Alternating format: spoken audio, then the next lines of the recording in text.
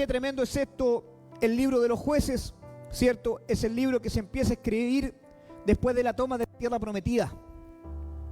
La Biblia es explícita y habla en el libro de los jueces, ¿cierto?, de una generación que se levantó después de la generación de conquista. Después de la generación de Josué vino una generación, ¿cierto?, que toma la tierra prometida, y esta generación recibió todo lo que Dios había prometido. Ellos vieron la tierra con los grandes frutos, con todas las bendiciones. Y saben que todo lo que Dios les había prometido a sus padres, ellos lo vieron. Pero esta generación, ¿sabe? Esta generación nunca le hizo frente a un gigante.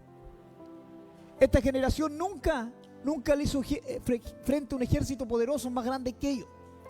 Esta generación nunca vio las murallas de Jericó como caían. Ni tampoco esta generación escuchó que las murallas de Jericó caían. Esta generación era una generación que lo tenía todo, que había recibido las promesas de Dios. Pero esta generación nunca recibió lo que Dios le había dicho de sus padres. Que nunca olvide que ellos, al recibir las promesas, serían ejemplo para las otras naciones. Esta es una generación que se olvidó de reflejar a Dios.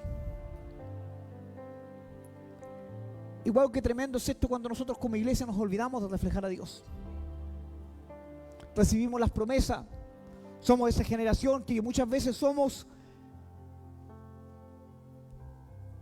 la cosecha de una oración de una abuela, de una oración de una madre, de una oración de alguien que te estimaba. Nosotros somos esa generación. Alguien oró por nosotros un día y Dios nos alcanzó. Y nosotros recibimos las promesas que Dios había dicho. Yo voy a alcanzar a tus generaciones, yo voy a bendecir a tus generaciones, yo voy a hacer algo con tus generaciones. Pero ¿qué estamos haciendo nosotros con la generación que viene después de nosotros? Cuando la iglesia se duerme, se pierden las bendiciones, se pierden las promesas. Y Dios traía esto a mi corazón, que es algo tremendo. Es por eso que ya en las iglesias se ven pocos milagros. Es por eso que en las iglesias se ve poca búsqueda. Porque la generación se empezó a dormir. Y se olvidó de decirle a la gente, ¿sabes qué? Dios hizo algo conmigo. Y lo hemos conversado un par de ocasiones con la pastora. Si hay algo que admiramos de los pentecostales extremos o extremistas, por decirlo de alguna forma, es que ellos no tienen vergüenza de contar su testimonio. Usted pone un pentecostal acá adelante, lo primero que le va a decir: yo era alcohólico, yo era drogadicto, yo andaba botado en la calle, pero vino Jesucristo, me alcanzó y me cambió la vida. Pero a nosotros nos da vergüenza decir lo que Dios ha hecho con nosotros.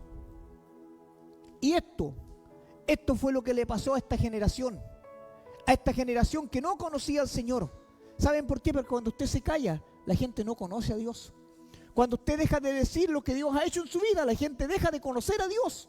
Y la gente empieza a conocer a un Dios de mentira, a un Dios falso, un Dios cómodo, a un Dios donde vienes, alabas, bendices su nombre y hasta ahí llegó tu relación con Dios.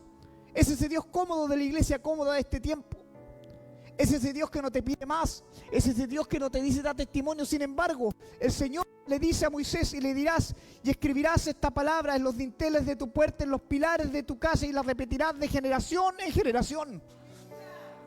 Pero hemos olvidado eso. Nos da vergüenza decirle a nuestros hijos, a nuestras generaciones, lo que Dios ha hecho con nosotros. Y eso hace que la generación que viene se pierda y se duerma. Una generación dormida, una generación conformista. Dígame usted le dice a su hijo que todo lo que tiene viene de parte de Dios. Le dice a su hijo que el pan sobre la mesa lo puso Dios. O su hijo lo escucha reclamar nomás: Dios, ¿por qué no me bendices? Dios, ¿por qué no haces esto? Dios, ¿por qué no haces aquello? ¿Le ha contado a su hijo que Dios liberta a los endemoniados? ¿Le ha dicho a su hijo que Dios sana, que Dios restaura, que Dios da vida, que Dios perdona? Esto es más, o se repite más veces de lo que uno cree. El pueblo de Dios se olvida de repetir quién es Dios. Y cuando el pueblo se conforma, cuando el pueblo se acomoda, ¿Saben? Vienen las tragedias y vienen las desgracias. Porque la iglesia se duerme. Porque la iglesia deja de clamar. Que la iglesia deja de buscar. Y es increíble porque ustedes podrán decirme, pastor, no somos esa iglesia. Pero yo soy su pastor. Y yo les puedo decir que sí son esa iglesia. Y que sí somos esa iglesia muchas veces. Nos conformamos con poco. Somos conformistas cuando Dios dice la palabra que no tiene límites. Y la Biblia, que es la palabra de Dios y que todo lo sabe y que todo lo conoce y que todo lo revela, dice lo siguiente en Deuteronomio 3:11. Porque únicamente Og, rey de Basán, había quedado del resto de los gigantes. Su cama, una cama de hierro. ¿No está enlavada de los hijos de Amón? La longitud de ella es de 9 codos y su anchura de 4 codos, según el codo de un hombre. Cuando la Biblia habla en Deuteronomio 3:11, está hablando de Og, rey de Basán.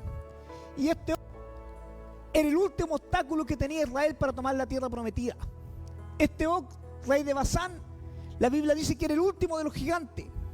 Un obstáculo para que el pueblo de Dios tome la promesa. Pero la Biblia no habla del gigante. ¿Sabe de qué habla la Biblia? Habla de la cama del gigante. Habla del último obstáculo para que la iglesia de Jesucristo tome la promesa. ¿Y sabe cuál es el último obstáculo? No es un gigante. Porque él habla de la cama. Habla de la iglesia dormida. Habla de la iglesia que se durmió y se conformó. Hay una palabra, una revelación de parte de Dios en ese último gigante. La Biblia no dice el gigante, no habla como habla de Goliat, que dice tenía un yelmo tan grande y una espada tan grande y tanta era su estatura. Sino que habla de este gigante que hace dormir la iglesia. Que hace que la iglesia se conforme. En este tiempo la iglesia se está volviendo una iglesia conformista. Dios me sanó. Y ahí me quedo. ¿Qué me importa a mí que el resto allá afuera se pierda? Yo les dije, no me preocupa que la iglesia no crezca. Y Dios lo trajo a mi corazón el otro día mientras traía esta palabra. No me preocupa que la iglesia no crezca, aunque yo sé que la iglesia va a crecer. ¿Sabe qué me preocupa? Que usted se duerma, que usted se conforme, que usted no quiera crecer con Dios, que usted no quiera más de Dios, que no anhele más de Dios. ¿Y saben por qué no lo hacemos? Porque querer más de Dios demanda más de Dios. Y ahí nos pesa el tiempo, nos pesa todo lo que tenemos en la vida. Y qué tremendo es cuando nos quedamos dormidos. Qué tremendo es cuando nos quedamos dormidos. Yo sufro de eso. La pastora me pasa Máximo y me dice, bótale, Máximo, nuestro hijo tiene un mes, para los que no lo conocen.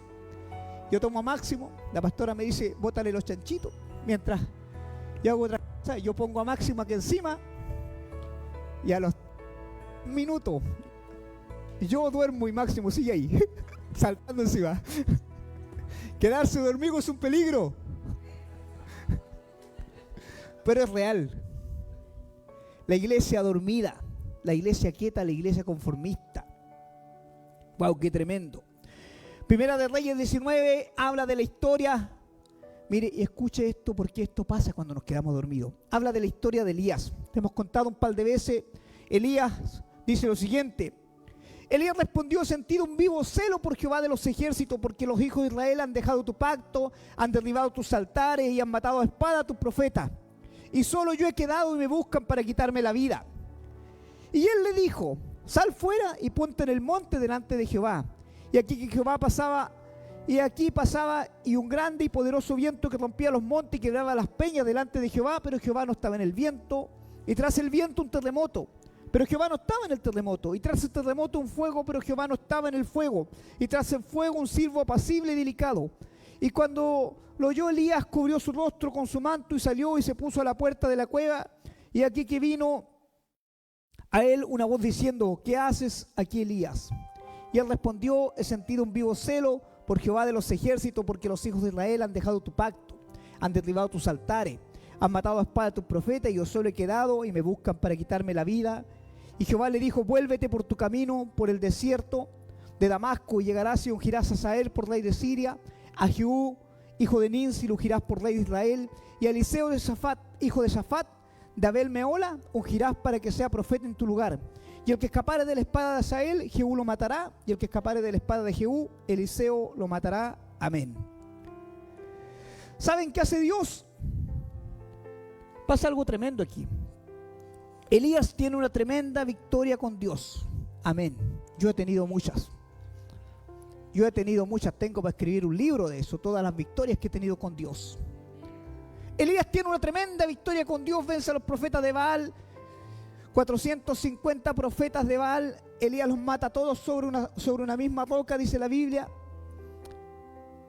Y cuando Elías ve esta gran victoria de parte de Dios por una amenaza de Jezabel, Elías se va a la cueva y quiere morirse. ¿Y saben lo que hace Elías? En la cueva se queda quieto. Eso es lo que hace Elías en la cueva. Dice la Biblia que él quería morirse. Y aquí hay algo tremendo de parte de Dios, que Dios traía revelación a mi corazón. La Biblia no dice que Elías ha llorado en la cueva. La Biblia dice que Elías se metió en la cueva y quería morirse. Y esto pasa con la gente que se queda quieto en las iglesias. La gente que se queda quieto en las iglesias tiene tiempo para deprimirse, tiene tiempo para pensar, yo oro, nadie más ora aquí en la iglesia. Nadie más busca de Dios, soy solamente yo. Solamente yo, nadie me está apoyando en esto. Tiene tiempo aquel que se conforma, aquel que se duerme, tiene tiempo para eso. Elías se fue a deprimir a la cueva. Y cuando Elías empieza a decirle a Dios, ¿sabes, Señor? Le dice, han matado a todos tus profetas, porque Elías, ¿sabes lo que tenía Elías? Elías le gustaba sentir lástima por sí mismo. Lo primero que hace Dios a Elías, lo saca de la cueva y le dice, sal de ahí.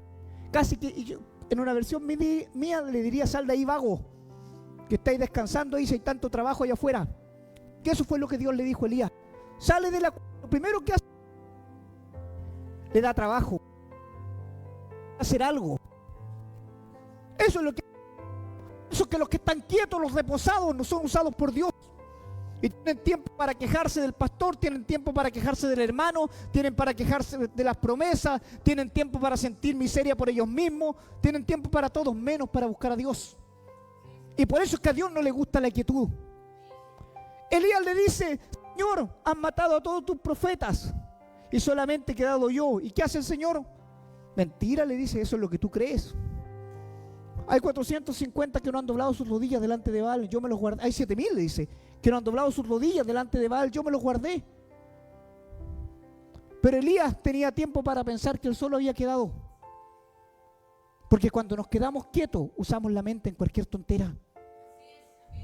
Y no en lo que tenemos que hacer. Elías no tenía por qué haberse ido a la cueva. Dios no lo mandó a la cueva. Dios no lo mandó que se quede quieto. ¿Quién le dijo a Elías que después de una gran victoria él tenía que quedarse quieto? ¿Quién le dijo a Elías, anda a la cueva a deprimirte? No era Dios el que había usado y había enviado fuego desde el cielo, no eres tú, ni son tus oraciones, es Dios. El problema es que creemos muchas veces que somos nosotros y nos olvidamos que es Dios el que tiene la fuerza, es Dios quien derriba las murallas, es Dios quien envía fuego, es Dios quien trae respuesta. Entonces Elías dijo, solamente yo he quedado, o sea, si yo no hago esto, nadie más lo va a hacer. Y ahí viene la misericordia de Dios, ahí viene la mano de Dios, y Dios le dice, sal afuera de la cueva. Casi que le dijo, deja de sentir lástima por ti mismo. Sal afuera de la cueva, le dijo, y vas a ponerte a trabajar. Eso fue lo que le dijo. Porque ahí quieto, lo único que tienes tiempo es para pensar tonteras. Y esto me hacía mucho sentido cuando Dios lo traía a mi corazón, porque ciertamente el quieto tiene tiempo para chisme. El que no está haciendo nada tiene tiempo, porque ese tiempo que lo gasta chismeando lo podría gastar orando, entregando un tratado, orando por alguien, intercediendo por su familia. Podría gastar ese tiempo en tantas otras cosas, pero lo gasta en prestarle oído a los mensos. Esos son los quietos. Elías se empieza a quejar delante de Dios y le dice, solamente yo he quedado, y Dios le responde y le hace recuerdo de las grandes victorias que Dios le ha dado. y le dice: deja de sentir lástima por ti mismo y colócate en el lugar que yo te he mandado. Y es lo primero que yo quiero llevar a tu corazón en esta mañana. Deja de sentir lástima por ti mismo. ¿No es Dios el que todo lo puede? ¿No es Dios el que hace descender fuego? Entonces Dios, cuando ve a Elías, Dios le dice a Elías: lo primero que vas a hacer es te vas a poner a trabajar en lo que yo te mandé a trabajar. Así que si usted no está trabajando para Dios, Dios hoy día le está diciendo: ponte a trabajar. Ponte a trabajar. Se te van a acabar todos los males cuando tú te pongas a trabajar, te lo aseguro. Eso te lo puedo asegurar. Vive mi Dios, que es así. Cuando tú te pones a trabajar para Dios, se van las tristezas, se van los temores, se va la escasez, y uno empieza a ver la gloria de Dios.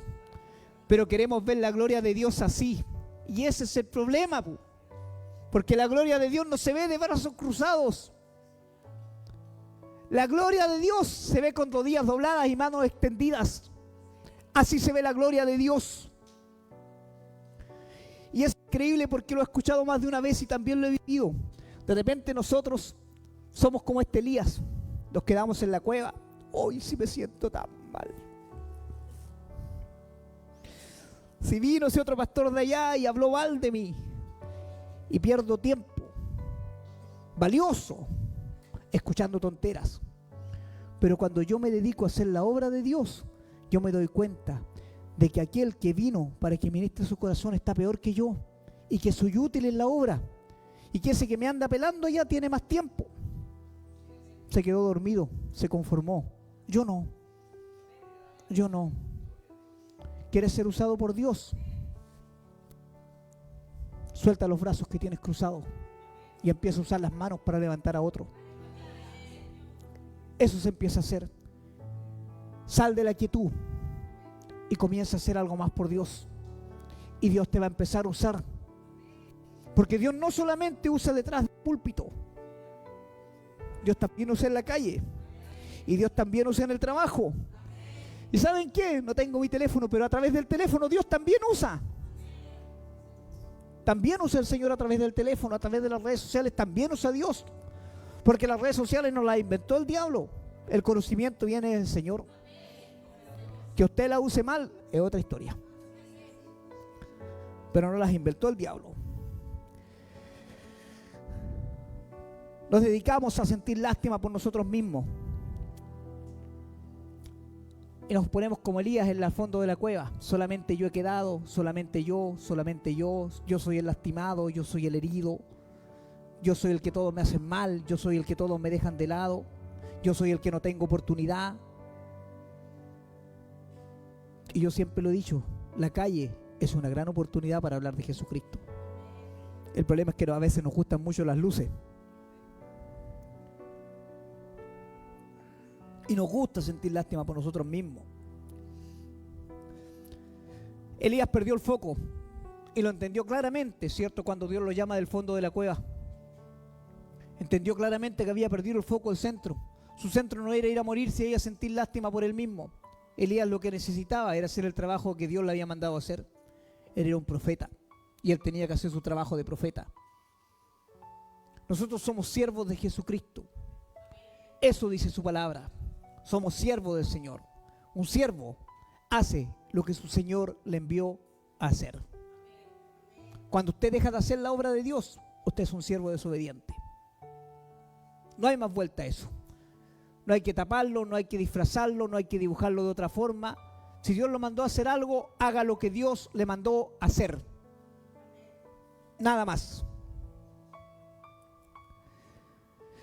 Quedarnos quietos, quedarnos dormidos, acomodarnos, siempre trae una mala consecuencia.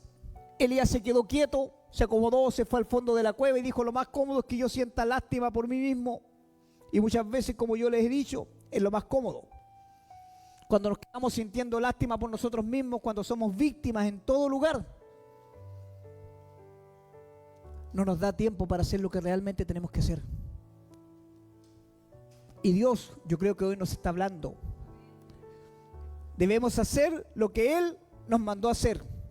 La Biblia dice en 2 de Samuel 11, aconteció al año siguiente, en el tiempo en que los reyes salen a la guerra, que David envió a Joab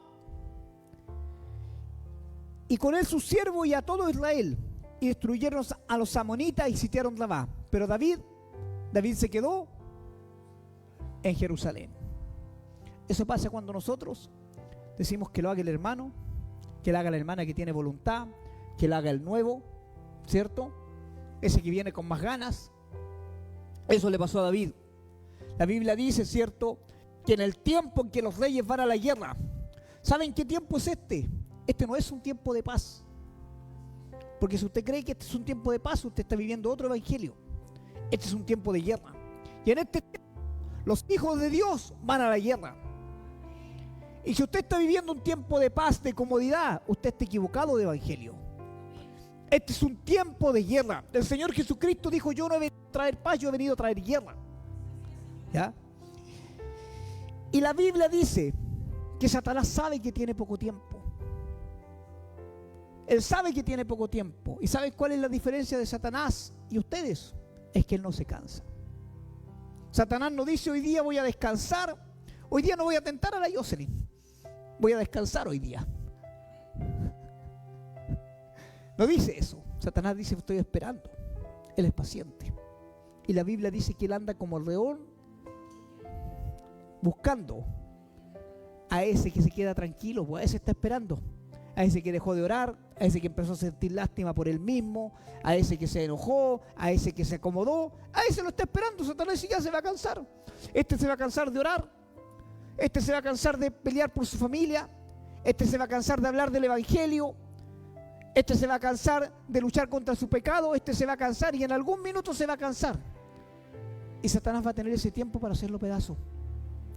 ¿Sabes? Es algo increíble lo que yo he ido aprendiendo a través de la palabra y a través de los estudios de la liberación, cómo la iglesia se ciega y cómo la iglesia se acomoda.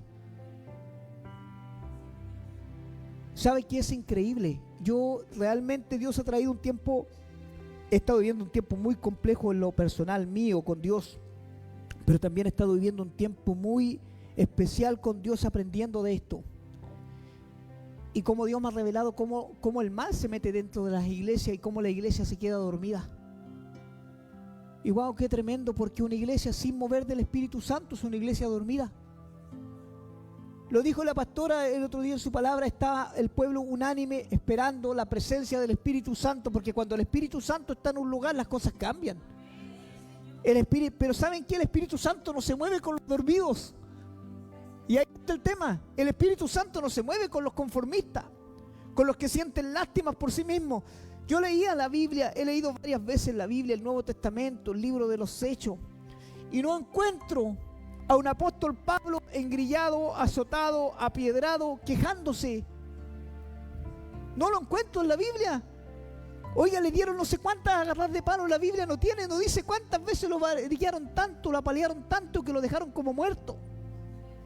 La Biblia dice que lo encadenaron. ¿Y sabe qué decía la Biblia? Él tuvo por sumo gozo ser golpeado por la causa de Cristo.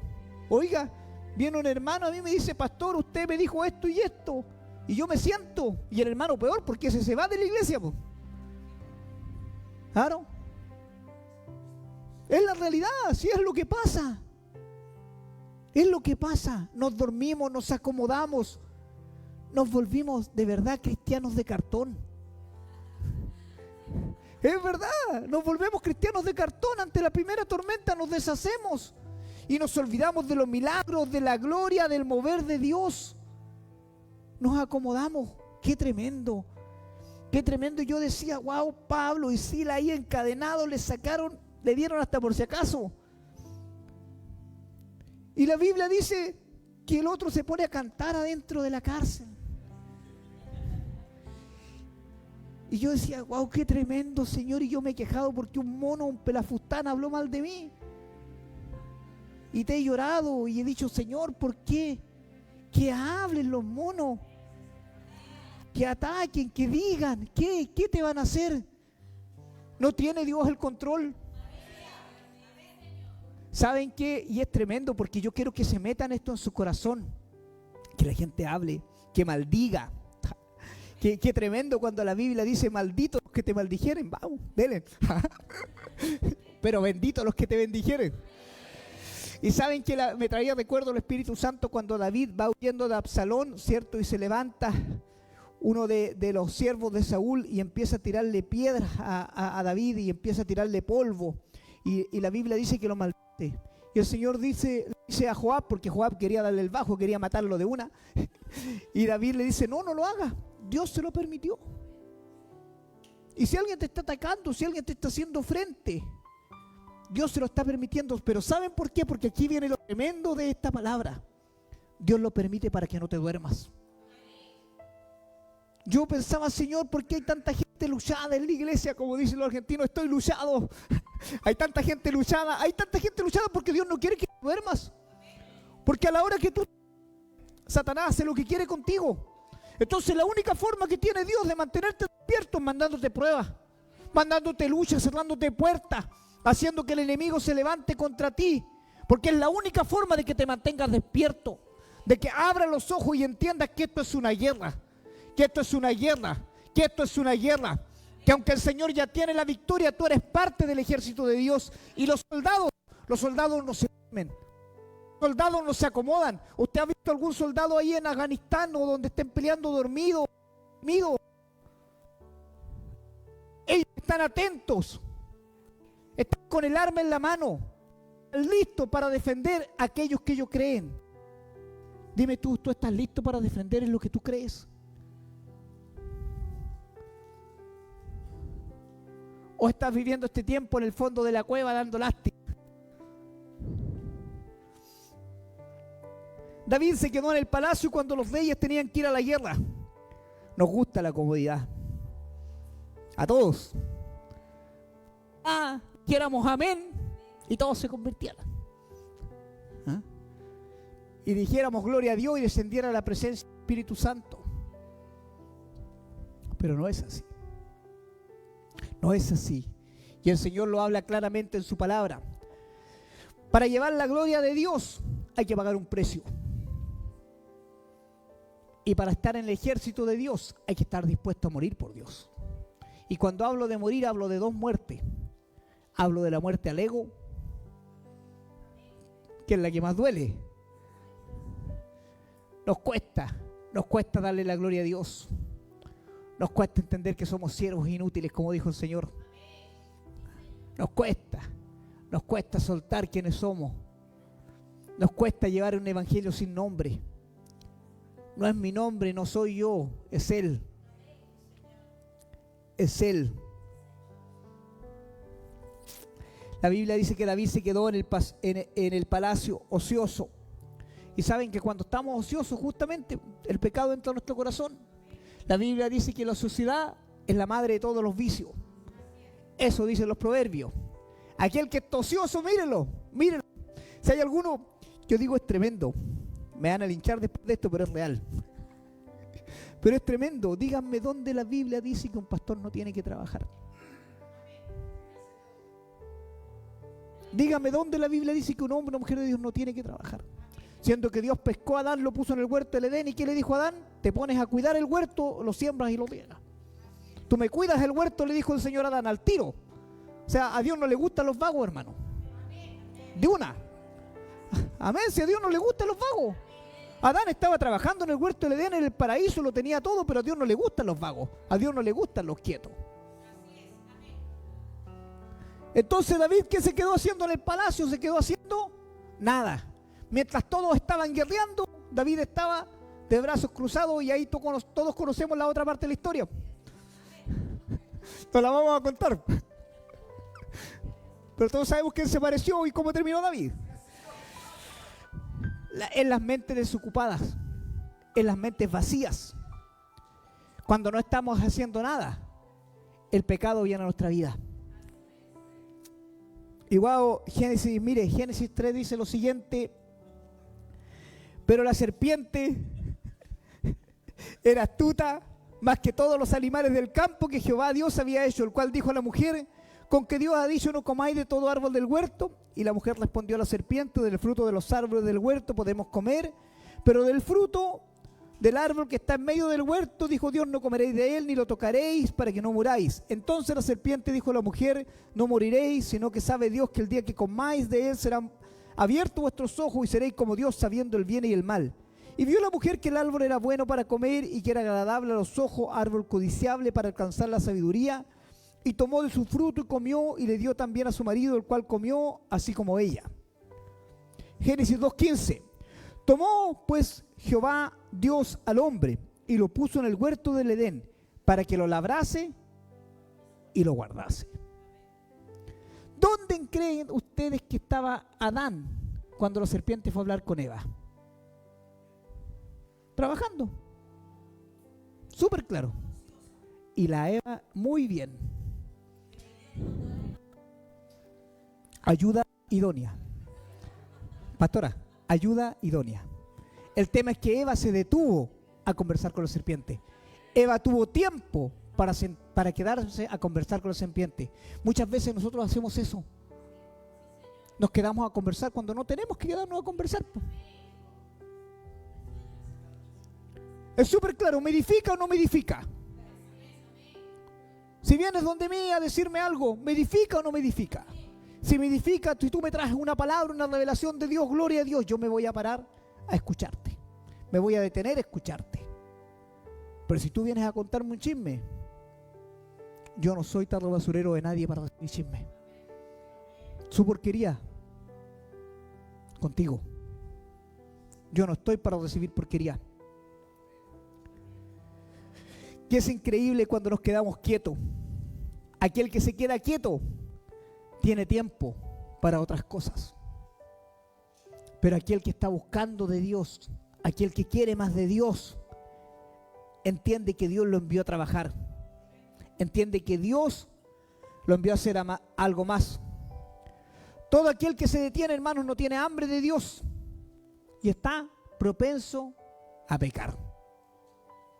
Todo aquel que se detiene, todo aquel que deja de hacer la obra de Dios, todo aquel que deja de anhelar lo que Dios tiene para su vida, está propenso a eso. Y yo siempre he dicho, no está mal descansar, pero otra cosa es volverse conformista, es perder el propósito en Dios. Dios le dijo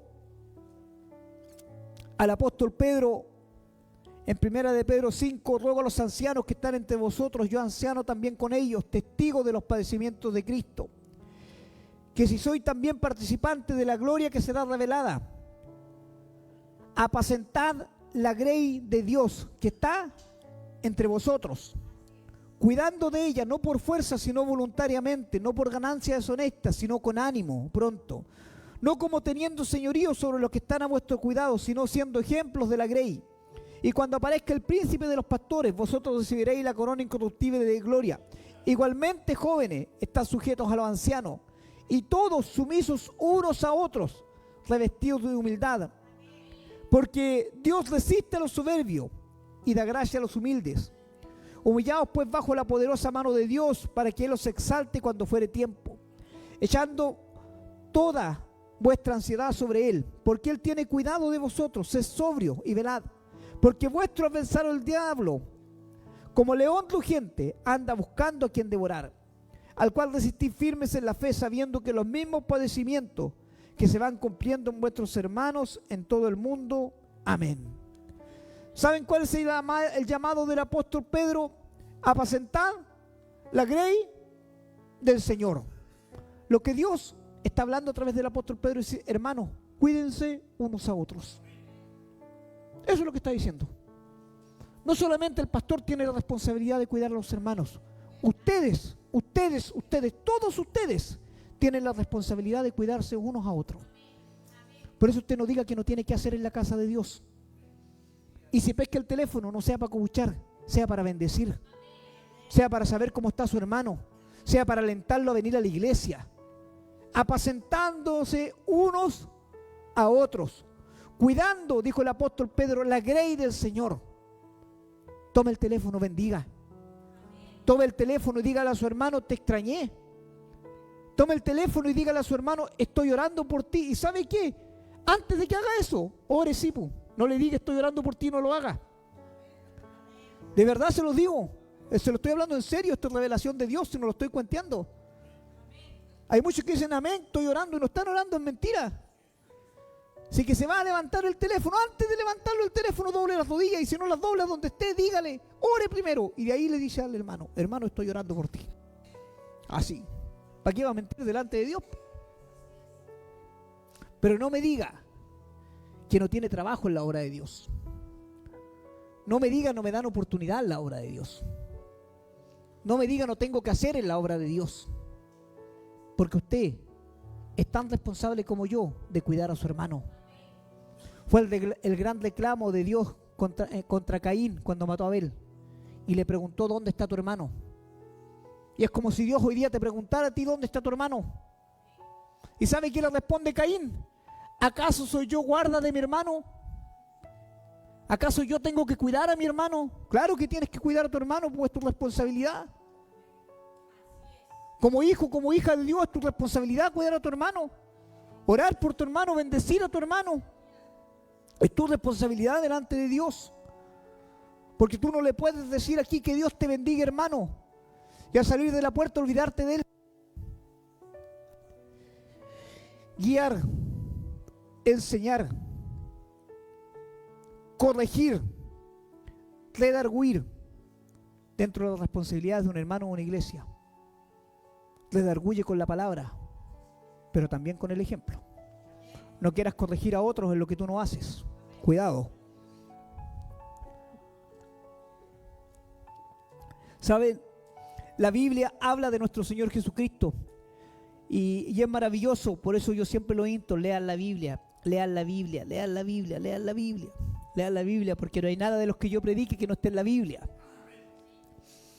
El Señor Jesucristo y su ministerio, desde el comienzo de su ministerio hasta el día de la cruz, ni un solo día sin propósito. Ni un solo día sin propósito. Lea la vida del Señor Jesucristo, estúdiela a fondo. Ni un solo día sin propósito. No hay un día de la Biblia del Señor Jesucristo que diga que estuvo debajo. Así se los digo. No se los puedo decir de otra forma. No hay un día, hasta cuando Él durmió en la barca, hasta ese sueño tenía un propósito. Hasta cuando Él se apartaba, el apartarse tenía un propósito. Ahora mi pregunta es, ¿cómo estás viviendo tu día? ¿Lo estás viviendo con propósito? ¿O te acomodaste? Porque si tú te acomodas, yo te lo voy a decir, estás maldiciendo a tus generaciones. Estás maldiciendo a los que vienen. Y uno de repente tiene que tomar estas decisiones en la vida. Dime, ¿qué prefieres tú?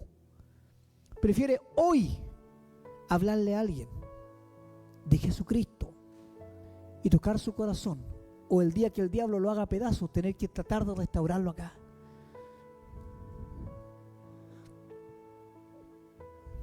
¿Saben lo que es ver vidas destruidas por Satanás?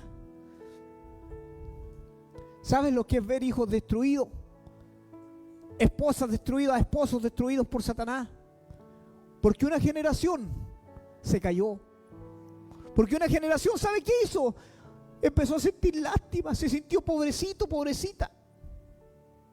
Y dijo, hoy me golpean tanto, me hablan tan duro con la palabra, me siento tan ofendido. Porque una generación se calla, una generación que olvida, es una generación que maldice a los que vienen detrás.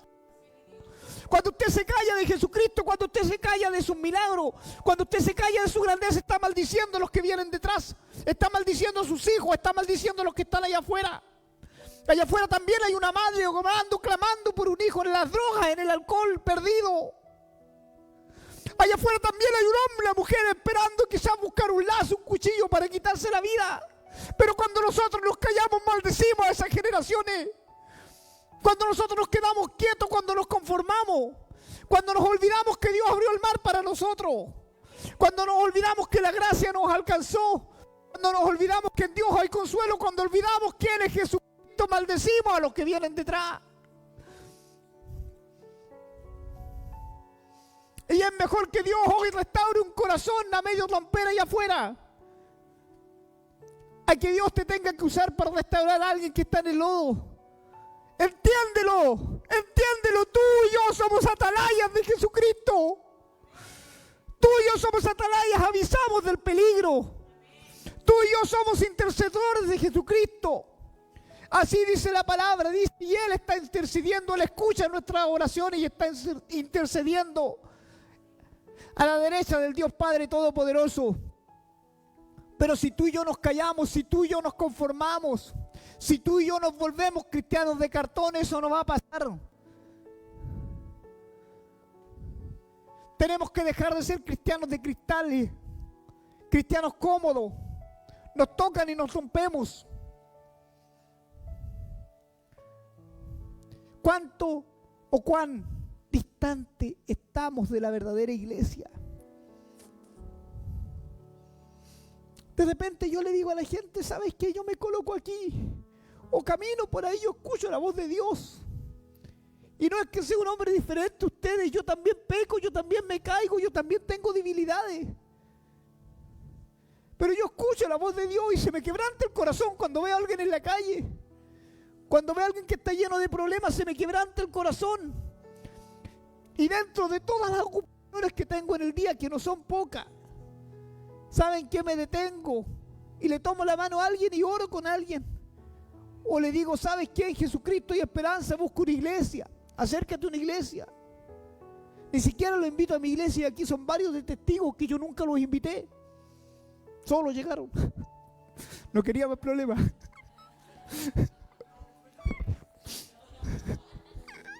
Pero es verdad.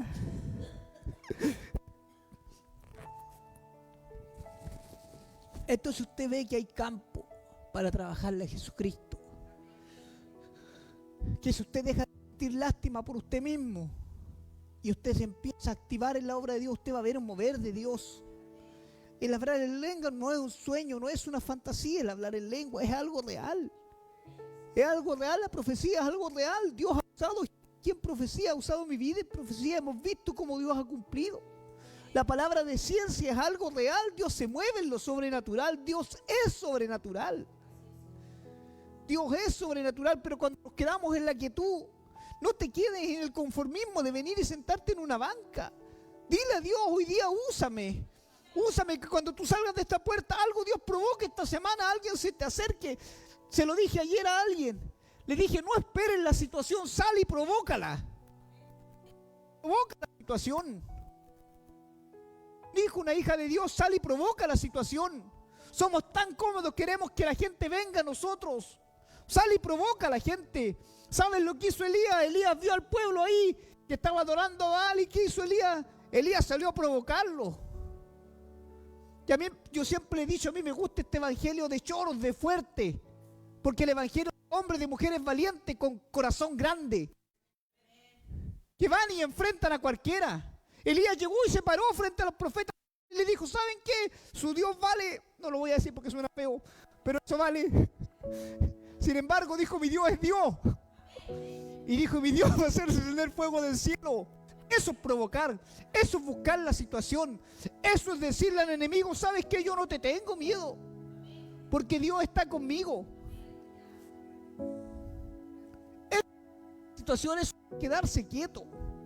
¿Y saben qué? Dios crea esas situaciones. Y si Dios no la está creando, sal y provócala. Provoca la situación. Provoca la situación. Dile al enemigo, yo estoy aquí, estoy de pie.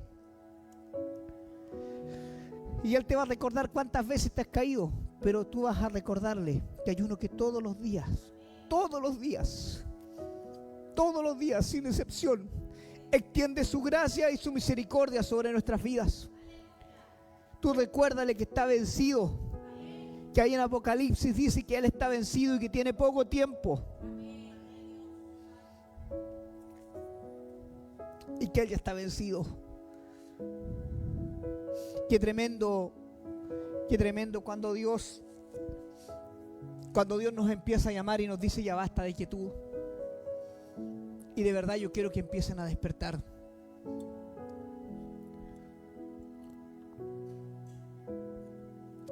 ¿Quieres ver resultados? Provócalos. Provócalos.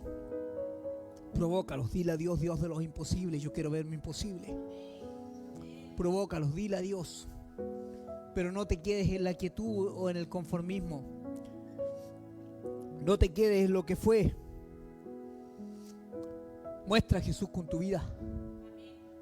Muestra a Jesús con tu vida. Y yo no estoy hablando de una vida de perfección. Estoy hablando de una vida de testimonio. Estoy hablando de una vida de testimonio. Muéstrale a la gente el poder del Espíritu Santo. Dile a la gente, mira lo que Dios puede hacer. Mira lo que Dios puede hacer. ¿Sabes cuántas veces he tenido que pararme detrás de este púlpito y declarar la gloria de Dios sin verla? ¿Cuántas veces he tenido que decir Dios puede hacer esto y no vivirlo? Pero ¿saben qué? Yo lo creo porque Dios lo puede hacer. Dios lo puede hacer. Para Dios no hay imposibles.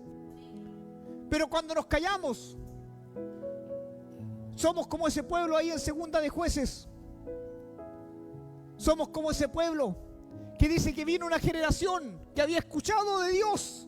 Escuche bien, había escuchado de Dios, pero no conocía a Dios. Iglesias están llenas de gente así, que escucha de Dios, pero no conoce a Dios. Que habla de un Dios, pero Dios no lo conoce. Dios no conoce su nombre, Dios no conoce sus oraciones, Dios no conoce sus actos. Dios no los conoce. Dios no los conoce y tú tienes que ser conocido en el cielo.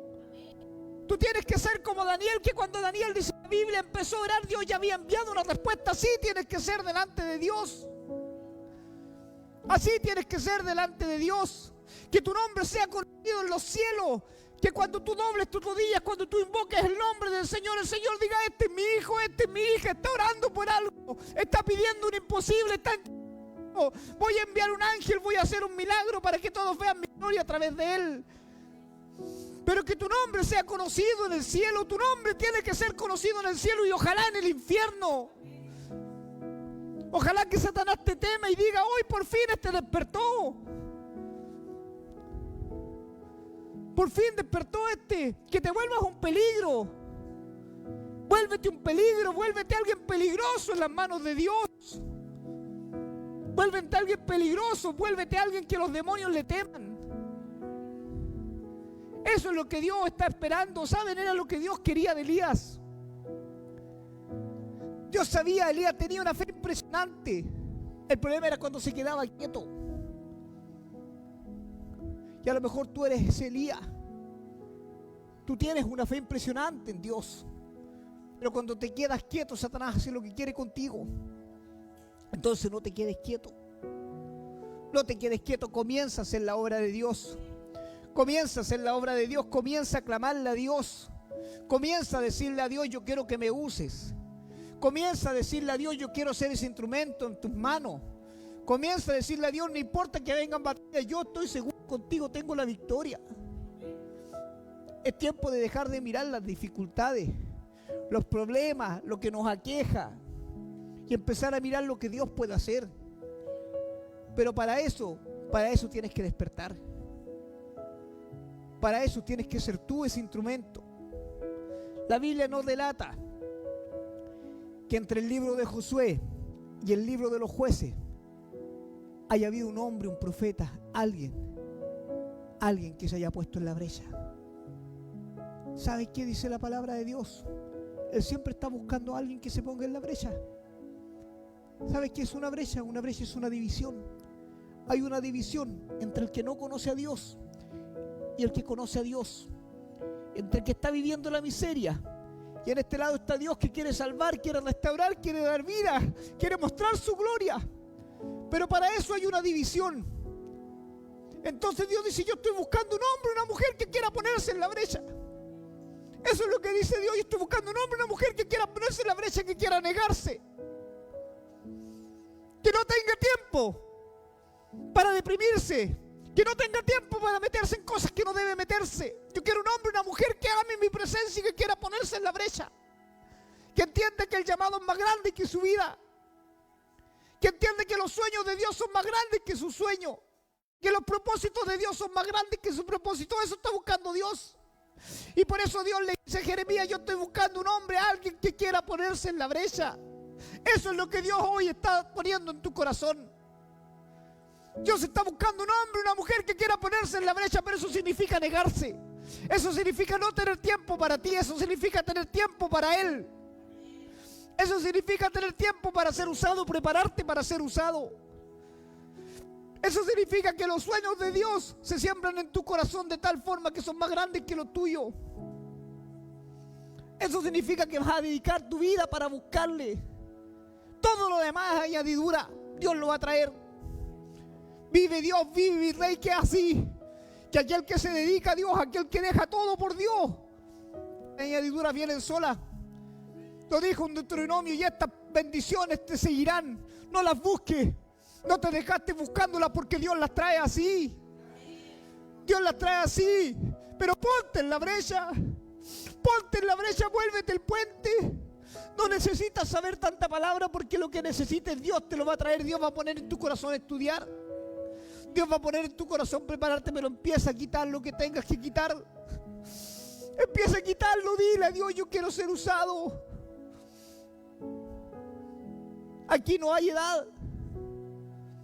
Aquí no hay límite. Mira Caleb vio un monte. Tenía 80 años. Cualquiera diría: Caleb está acabado. Tenía 80 años. Y cuando él recordó las promesas de parte de Dios, así como tú hoy estás recordando las promesas de Dios en su palabra, y él dijo: dame ese monte porque yo voy a ir a tomarlo. Dime, ¿quién provocó la situación? ¿Dios o Caleb? Caleb provocó la situación. Caleb le dijo: dame ese monte, yo voy a ir porque tú estás conmigo. ¿Quién le dijo a Dios que vaya con él? Ese es el problema. Ese es el problema, no le creemos a Dios. Todo es un impedimento para servirle a Dios, que los hijos, que la escuela, que el trabajo, que todo lo que quieras poner por impedimento. Todo lo que quieras poner sirve cuando ponemos excusas delante de Dios. Pero Dios quiere despertarnos. Dios quiere despertarnos, y yo quiero que Dios te despierte. Yo estoy orando porque tu espíritu se despierte. Hace tanto tiempo atrás, yo lo recuerdo, 14 años atrás. 14 años atrás, un pastor de Puerto Vara, de apellido Delgado, puso su mano en mi pecho y me dijo: cuando prediques mi palabra, el fuego del Espíritu Santo se va a encender en tu pecho. Y tú lo vas a sentir y no vas a poder contener lo que Él diga a través de ti. Hasta el día de hoy ese fuego se enciende cada vez que predico su palabra. Y por eso cada vez que yo predico, entre la puerta y el altar, entre el final y su presencia, yo sé que Él se está moviendo. Yo sé que se está moviendo porque Él es fiel y Él me lo dijo. ¿Qué es lo que quiero llevar a tu corazón? Hay promesas de Dios para aquel que se despierta. Hay promesas de Dios para aquel que quiere más. No te rindas, no te canses, ya no hay tiempo para eso. ¿Sabes? Si yo pudiera contarte todo lo que el Espíritu Santo me habla, lo que vivo con Él, todo lo que ha preparado en mi corazón, entenderías cómo se mueven las tinieblas y cómo quieren destruir.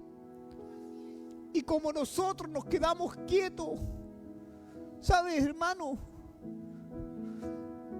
No puede ser un impedimento en tu vida. Tu vida no puede ser un impedimento para servirle a Dios. No puede ser tu vida un impedimento. Dile a Dios: acomoda mi vida. Acomoda mi vida. Acomoda mi vida para que yo te sirva. Me parece algo tremendo porque hablamos de Sansón y lo criticamos por sus caídas. A veces le damos como caja al pobre Sansón. Pero saben que hay algo tremendo en la vida de Sansón. Hay algo tremendo en su vida cuando él, al final de su vida, él demuestra lo que es ser cristiano. Él demuestra lo que es servirle a Dios. Él dice: ¿sabes qué? Dame esta gran victoria. No importa que yo pierda mi vida en ello. Mira qué tremendo. Mira qué tremendo lo que él dice. Dame esta gran victoria. Yo voy a morir con ello, pero la victoria va a ser tuya.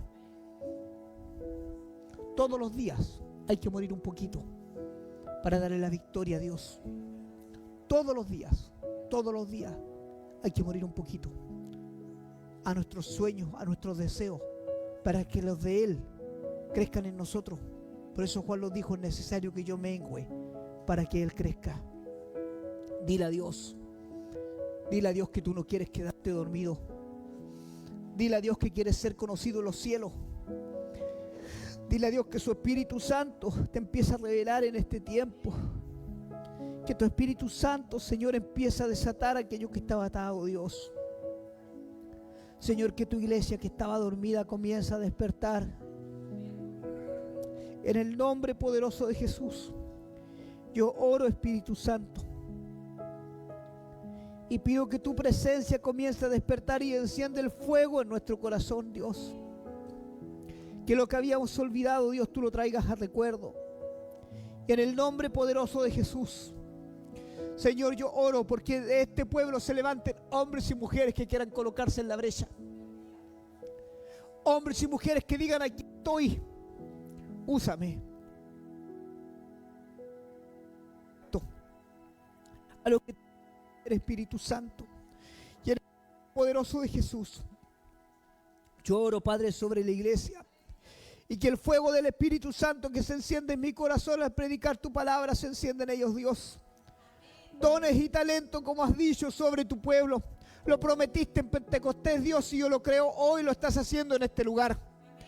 Que el toque de tu gloria, de tu presencia, Dios, comience a restaurar. Comience a sanar, Espíritu Santo.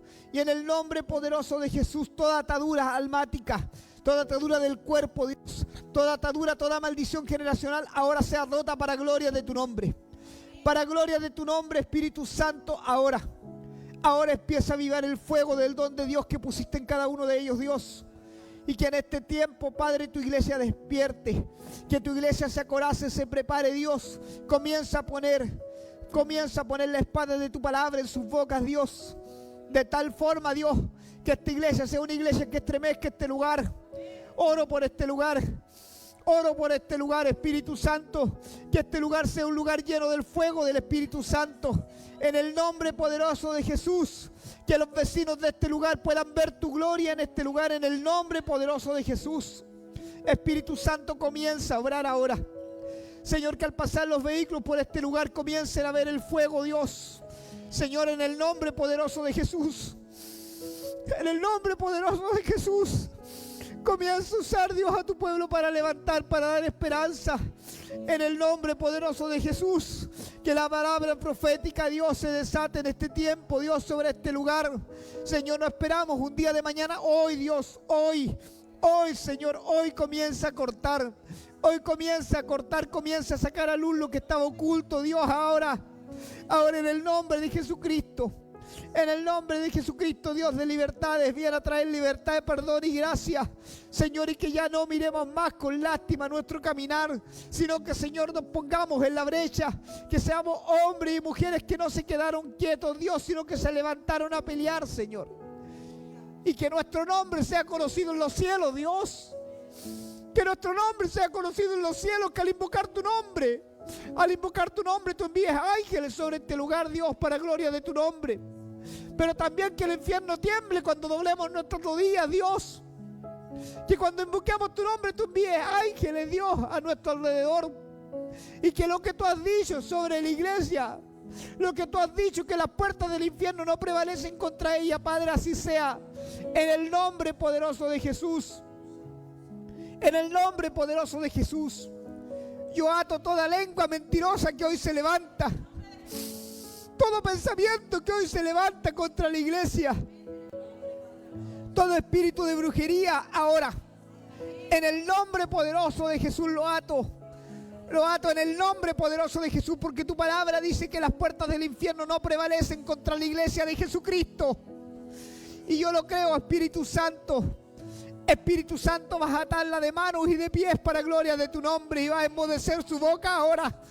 En el nombre poderoso de Jesús, yo declaro que ángeles se aposentan en este lugar para sanar. Que ángeles se aposentan en este lugar para restaurar. Que ángeles se aposentan en este lugar para dar libertad. Y que en esta hora, en el nombre poderoso de Jesús, atamos al hombre fuerza y a sus demonios. Es atado en el nombre poderoso de Jesús. Y el Espíritu Santo obra en esta hora en sanidad. Obra en esta hora para restaurar. Obra, Espíritu Santo, para gloria de tu nombre. Yo he orado, Espíritu Santo, he declarado tu nombre en este lugar. Ahora muévete con libertad y haz lo que yo no puedo hacer, Señor. Te doy gracias en el nombre poderoso de Jesús. Es hecho, Señor. es hecho en esta hora en el nombre de Jesús. Amén, amén y amén. Glorificamos al Señor. Gloria a Dios, gloria a Dios, gloria a Dios para siempre. Si Dios